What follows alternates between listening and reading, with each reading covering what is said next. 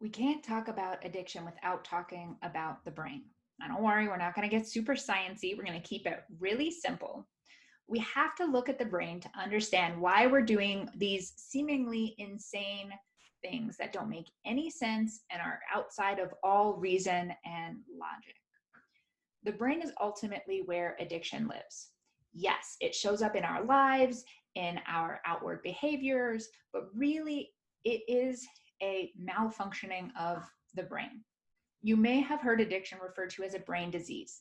Some people do not like that idea.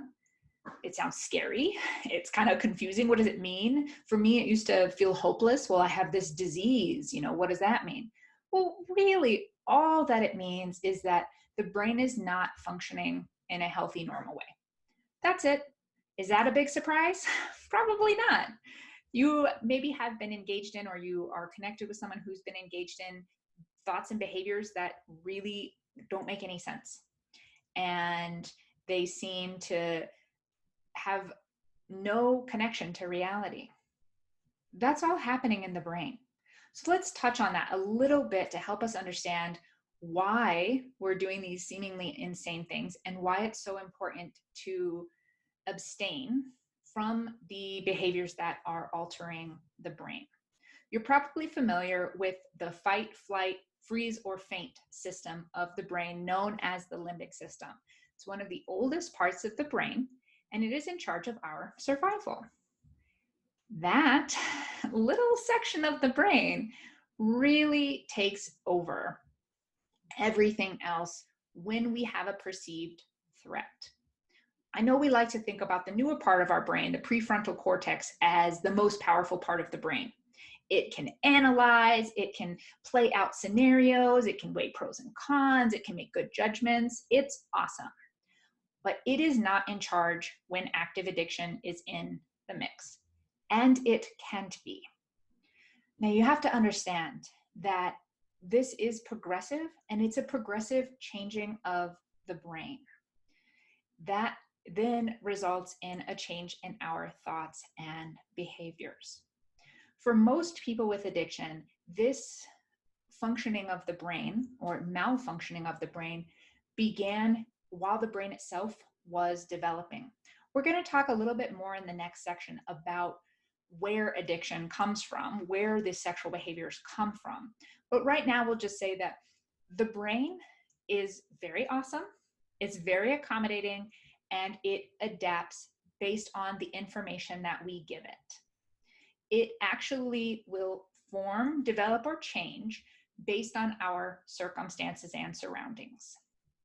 For most of us, the input that was included into the brain, often at a young age, resulted in certain pathways being created. And a lot of that tied to our survival system. Well, we don't really need sex to survive. Food, yes. Water, yes. But sex? That's not really life or death. Except that it is for our species. So the brain was evolved to have us be rewarded for sexual behavior because it meant the continuation of our species. So we are given feel-good chemicals like dopamine and oxytocin that help us feel rewarded when we have sex or engage in sexual behavior. In fact, all things in the sexual realm get prioritized first in the brain. This is such a tough area because the brain gives it just naturally highest priority. That's a real bitch when it becomes compulsive. Nonetheless, that is what's happening.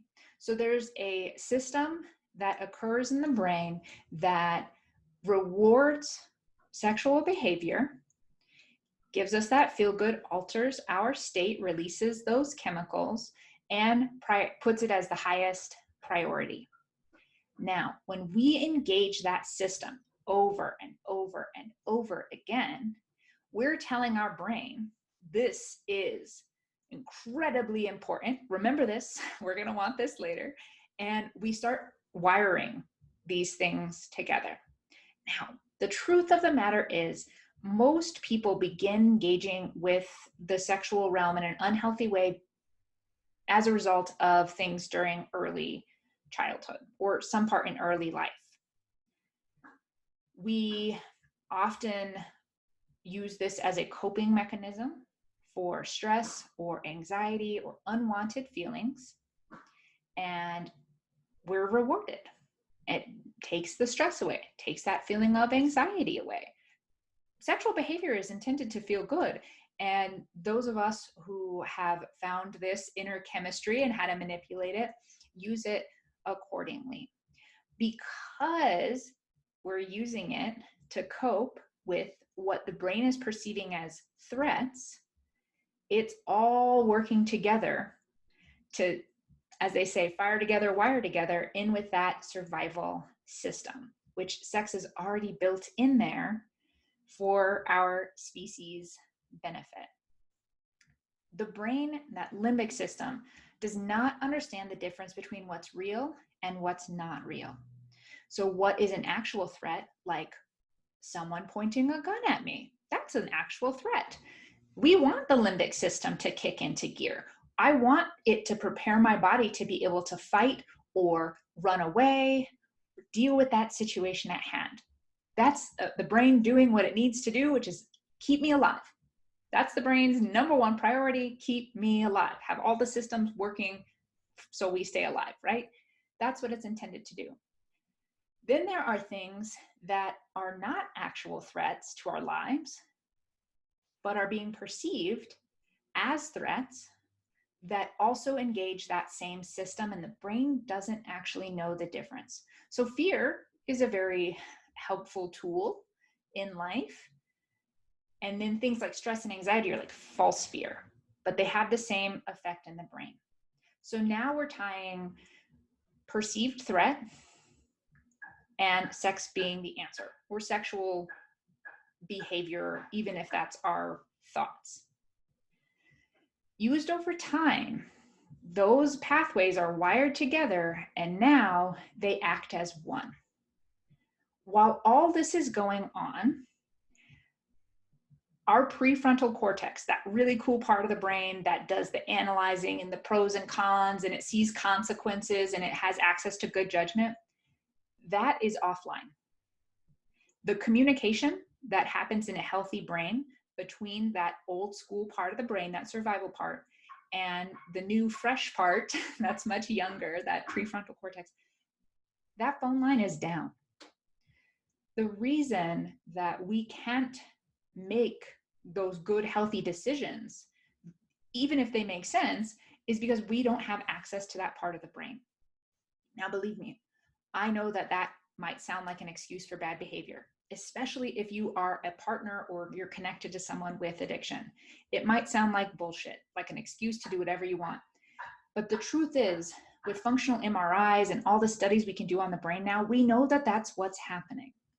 It is, simply put, a malfunctioning of the brain.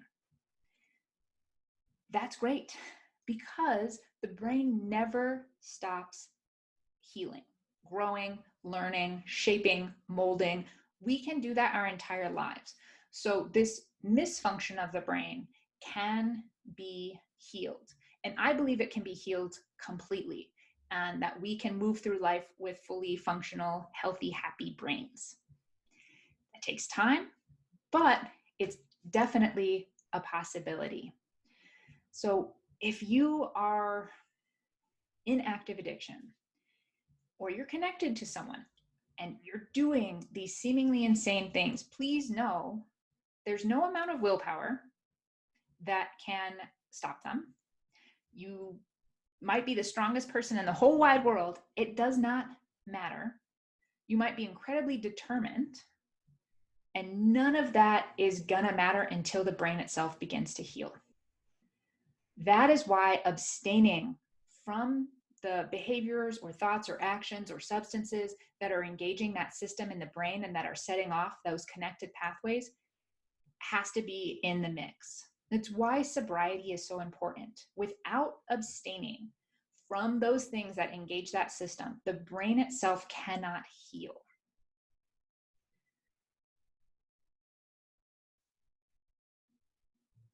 End of sentence. That's just the truth.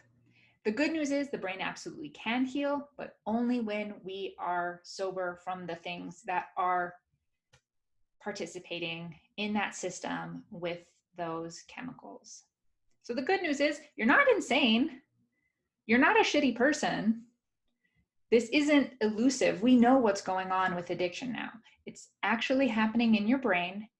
And the best news is your brain can heal, and you can start that healing right now, today, at the end of this course, in the middle of this course. You could start doing it absolutely right now. And there are a lot of different ways to heal the brain. So many paths to recovery, from not just the behavior, but the actual source itself, which is in the brain and very likely in your past. And that's what we're going to talk about in the next section. Where does this come from? Why do you have this? When did this start?